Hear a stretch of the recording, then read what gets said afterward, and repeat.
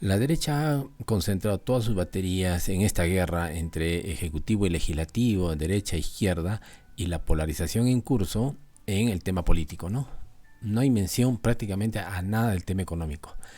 Que si hay subida de precios, que los más pobres sufren, no. Entonces la pregunta también surge aquí, ¿qué tanto interés en la derecha en vacar al presidente? Ya se habla de vacancia, obviamente, ya tienen los votos para la censura de 4 o 5 ministros más. Béjar ya cayó, van a seguir 3 4 más. Si no hay cambios, no va a haber confianza, y si no hay confianza, va primera bala del Congreso, y el Congreso procedería inmediatamente a ver la vacancia, ¿no? Para lo cual ya tendrían casi 88 votos si jalan a Somos Perú y si jalan a el Partido Morado. Entonces, está la situación complicada para el gobierno de izquierda. Entonces, la pregunta es, ¿por qué tanto empeño en la política y no ponen peso en economía? ¿Y por qué el gobierno de izquierda no pone peso en la economía? Hay un olvido. El crecimiento económico el primer trimestre del año fue de 3.8, ¿no? Una cifra interesante. Las proyecciones de crecimiento para el año superan el 10%, en algunos casos 9.5%. La CEPAL, el Banco Continental, investigadores, 10%, antes estaban en 11%, pero están en ese rango, que es un crecimiento muy importante. Tenemos reservas internacionales netas más de 70 mil millones de dólares, ¿no?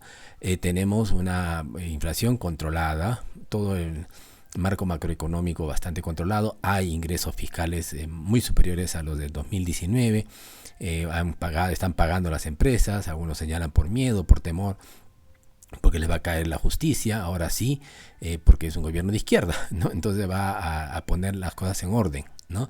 Pero Frank ha anunciado que eso va a continuar, o sea que los pedidos de la SUNAT y la transferencia, la demás, la transparencia en relación con las deudas que tienen y por qué no pagan, y todas las situaciones en las cuales ha habido exoneraciones, todo eso se va a transparentar y se va a intentar cambiar.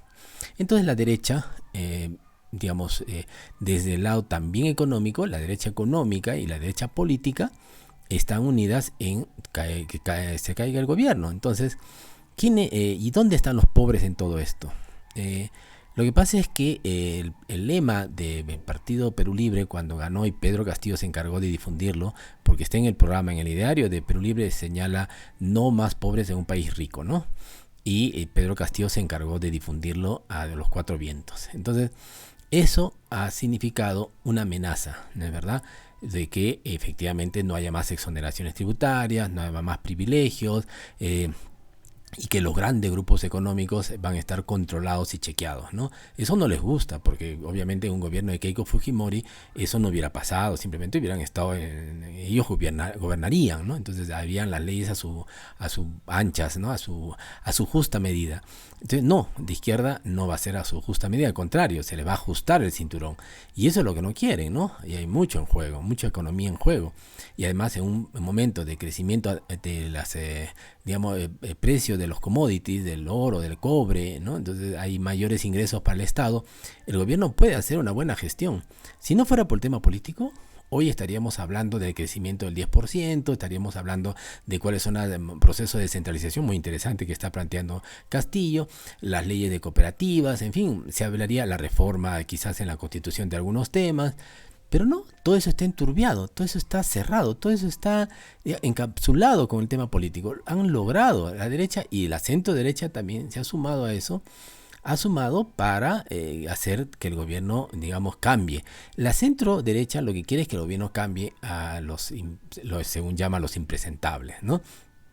4 o 5 ministros que aseguran que deberían ser movidos, y al igual que Béjar, ¿no? Y entonces el gobierno hace bien en seguir insistiendo con su política prácticamente de izquierda más cerrada, más dura.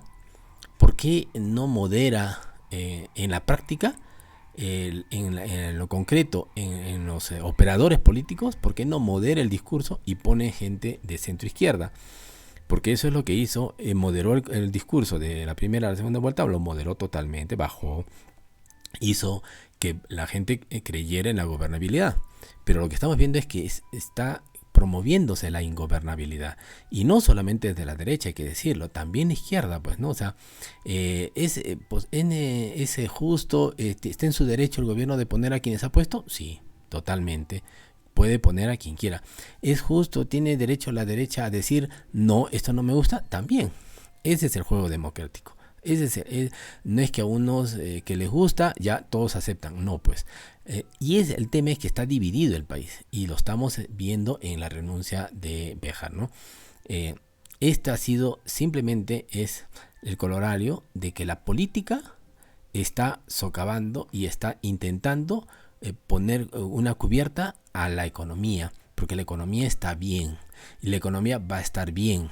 Entonces, eso es lo que la derecha también quiere que no pase, que no sea un gobierno de izquierda que haga las cosas bien. Y entonces, pero la extrema derecha es la que está buscando eso. El centro derecha lo que quiere es que haga cambios y ya los dejan gobernar. Pero es que eso es lo central en la política hoy. Es la clave. No entenderlo, no sabemos por qué Castillo no entendería esto. Incluso el propio Cerrón está dando pasos atrás ya y dejando casi al gobierno porque se da cuenta que su presencia lo que hace es le genera problemas a Perú Libre, le genera problemas a él, le genera problemas a Castillo, le genera problemas al país. Entonces está viendo, creo, cómo da un paso al costado, ¿no?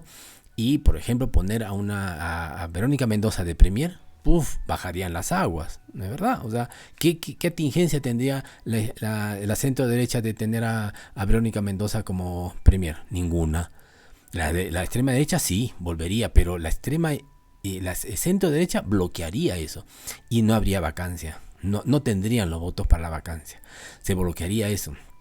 Y sería un gabinete de concertación, un gabinete de unidad, un gabinete que apunte a los pobres, que allí sí los pobres van a estar en la agenda. Hoy no están los pobres en la agenda, porque la derecha se ha encargado de sacarlos de escena, porque la economía es justamente el tema de poner la economía al servicio de los pobres. Ese es el tema que estaba planteando Castillo y no lo está haciendo. Y no lo va a poder hacer.